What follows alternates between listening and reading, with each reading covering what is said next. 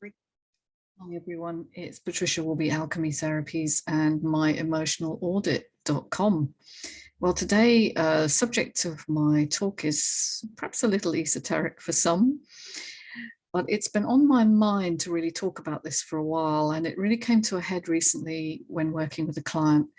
And we were talking about how past events sort of landscape your brain to change the way you perceive yourself, and therefore they change your behavior.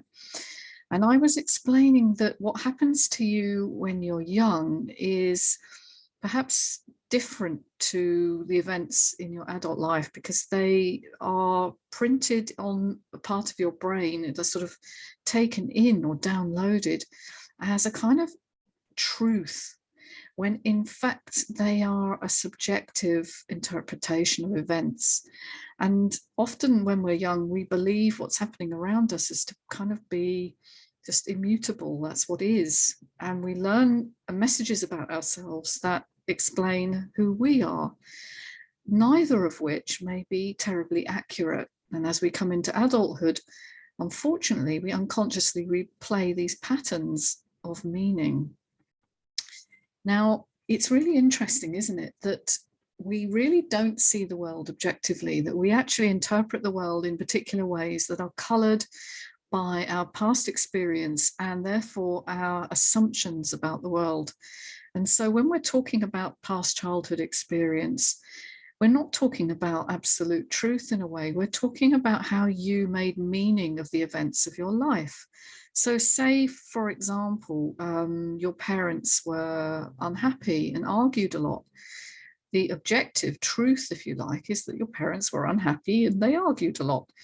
But the child may interpret that very, very differently as, my parents argue because I'm not good enough, because I need to try harder, because I am wrong or bad, and that's why they're unhappy.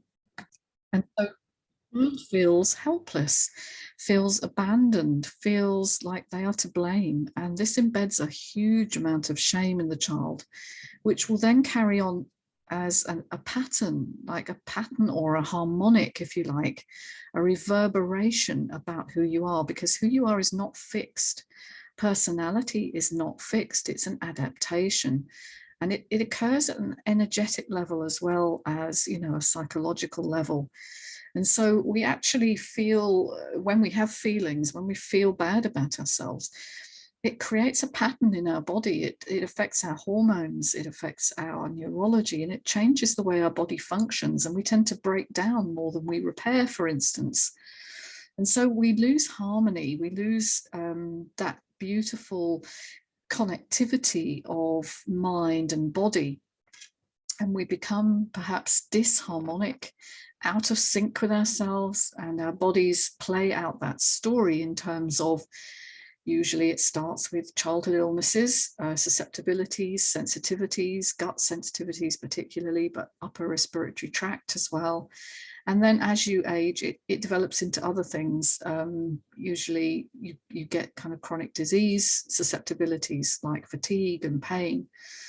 And so understanding that a lot of this stuff started early and that it is a pattern or a habit of being means that, well, if we were any other animal, we might be stuck with that. But humans have this amazing ability gifted to us by our power of creative thought to actually change our intention, to change our reality by the way we think, by what we believe about ourselves. Now, this isn't an instant thing, and sometimes we need help in order to see where we're perhaps not in harmony with ourselves, and it's easier with help.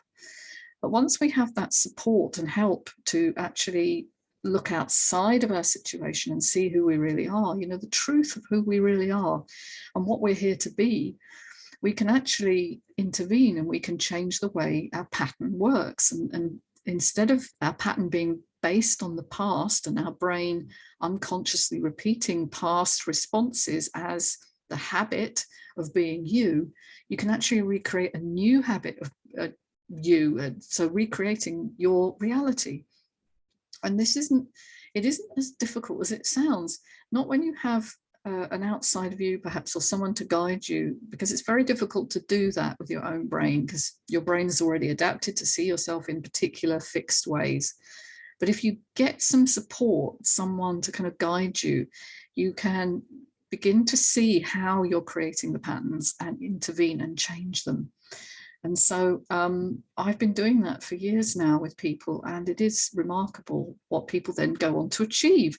And I don't just mean in terms of, a better job or a better relationship, but harmonics actually change the way you feel about yourself. So changing your vibration or changing the way you express your emotions actually changes the way you experience life. So people actually find meaning and purpose, and they find a great deal of joy in their lives that maybe were eluding them. They get rid of patterns of, well, not just patterns of habit, but they get rid of patterns that were happening to them in the external world. So in my case, having lots of accidents, having money taken away from me whenever I got it, these were patterns of experience that kept repeating themselves. And what I find with myself, obviously, but also with clients that I work with, is that those patterns stop and they become different. And so money sticks around, or a good relationship lasts, or they suddenly get abundance in their life where before they had scarcity. These things are very, very powerful. And so I want you to understand that there is a way through whatever you're suffering at the moment. If it's, you're feeling frustrated by life, particularly in this current climate, which is so hard. You maybe don't feel good enough in some way. Maybe your relationships are difficult. Whatever the pain that you're suffering at the moment, there is a way through. And it's so simple.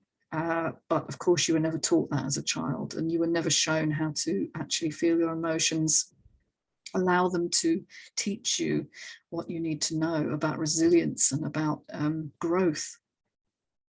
And so I think one of the main things I aim to do is to break down the isolation and the shame that many of us feel about not being quite right, or not fitting in the current world, or, perhaps we feel oversensitive or too much for people.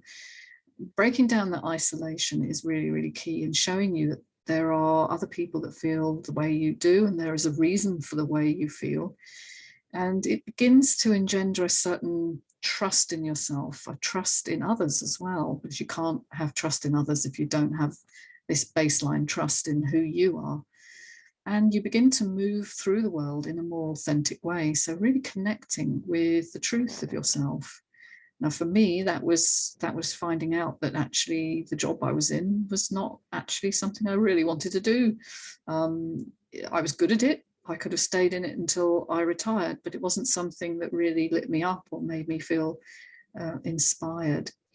And the job I currently do, of course, is this work, and which, is totally amazing. And when I'm working, it feels like I'm in a place of great purpose and meaning.